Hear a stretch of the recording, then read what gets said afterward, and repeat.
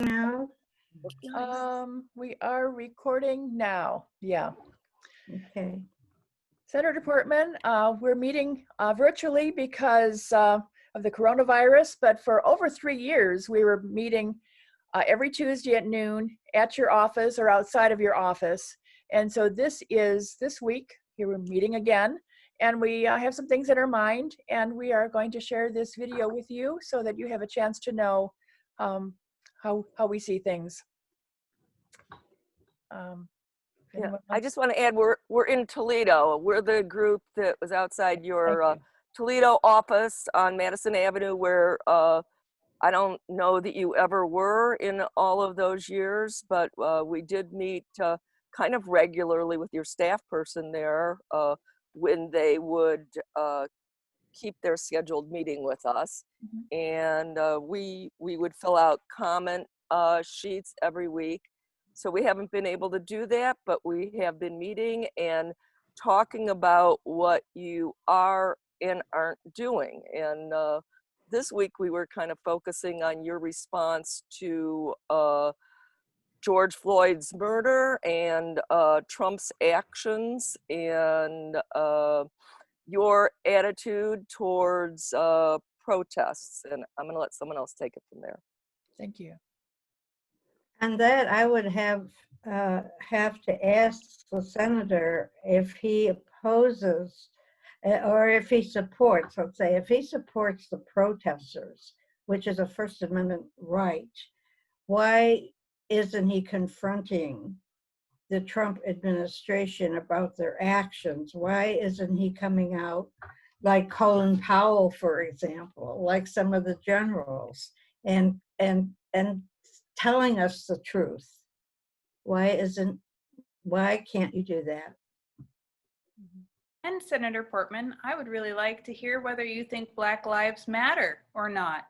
I don't believe you've made a statement. What about the lives of so many Americans? Do Black Lives matter to you?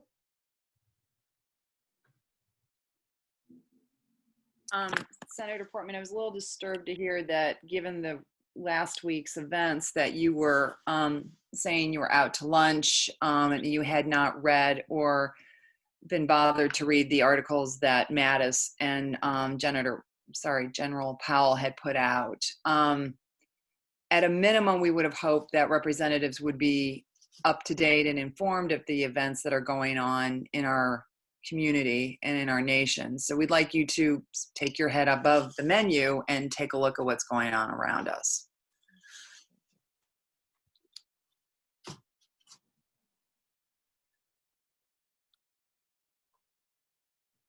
Gina, could you maybe tell us about the call that you made to his office and how that went? Sure. I was very upset when the reporter asked you to make a statement how you felt about the protesters being gassed and cleared from Lafayette Park so Trump could go do his little Bible photo op. And you replied, "I'm late to lunch." Even Claire McCaskill called you on that on Good Morning Joe, saying, those caucus lunches, you can be late for those. They don't even talk about business till way later on in the lunch. So, you just don't care. And I was trying to tell one of your staff people in the DC office, and it made me feel like she is enabling you to enable Trump, and I'm sick of it. And I don't even want to use the language enable anymore. I would like to say you are aiding and abetting a criminal president. I'd also like to add that we've invited members of your staff to join our meetings, and they won't return our emails. I think it's completely despicable for an elected representative who's supposed to represent his constituents to not meet with us himself. I think it's completely spineless and cowardly for Senator Portman not to hear from us directly and to farm it out to staff members. But I find it completely unacceptable that the staff members won't even return emails. It's very unprofessional, incredibly unprofessional of Senator Portman's office and staffers to not return emails and not return invites to the meeting. I want to get back to what you said about despicable. There's just been so many despicable things that this administration has done, and we're seeing the whole country just go down and be destroyed, and our whole democracy, let's say, going down the drain. And for you to sit by and do nothing is disgusting to Ohioans who have watched you for years. And believe me, we're still watching you. And we expect more and we need more. But you know what? We are done with you. Yeah, to be one of the highest civilian leaders in the nation and stand by while we see further militarization. I hope the end of your illustrious career is not the ironic ending of an authoritarian regime. Well, I suppose you could continue to be a lapdog to that, but we are at a very dangerous place when we are mixing the military suppressing our own citizens. Very dangerous territory, and to not speak out against that is impossible. It's impossible for me to view that as anything but complicit in it. I have one other comment. Senator Portman has been able to promote this good guy image without acting on anything. And he's been protected in that because McConnell doesn't allow votes in the Senate on anything but what he wants, like the judges, corrupting our judiciary.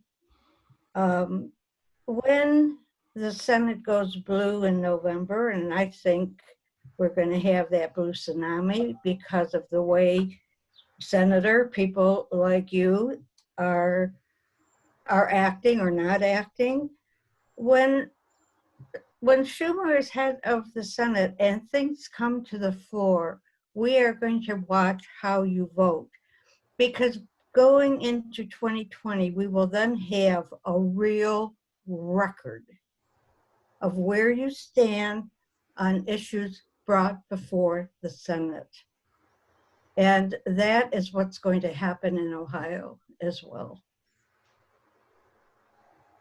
I just wonder if Senator Portman acknowledges that one Republican senator did march this week.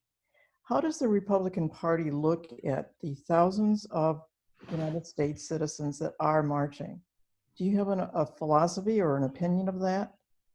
I think it's important that we would know that. Is there a future for the Republican Party?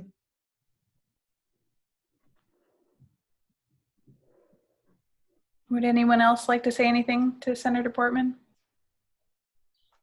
Should we hold up our signs, those of us who have signs maybe, so we can share those?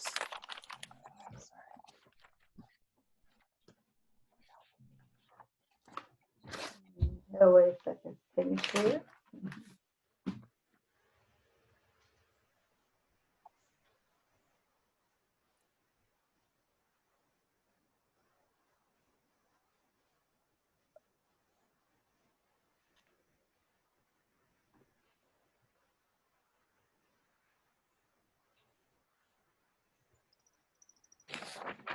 Okay.